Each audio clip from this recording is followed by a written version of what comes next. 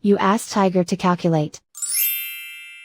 This deals with linear inequalities with one unknown. The final result is y greater than 28. Let's solve it step by step.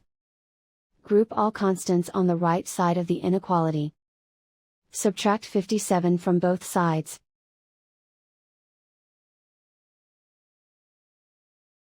Simplify the arithmetic.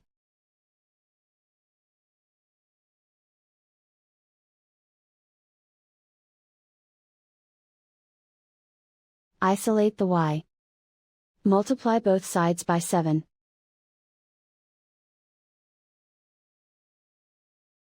Group like terms.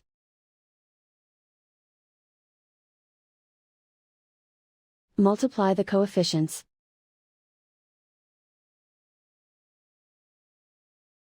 Simplify the fraction.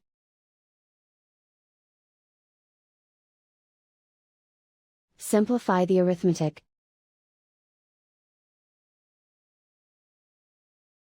Plot the solution on a coordinate grid. And so the final result is y greater than 28.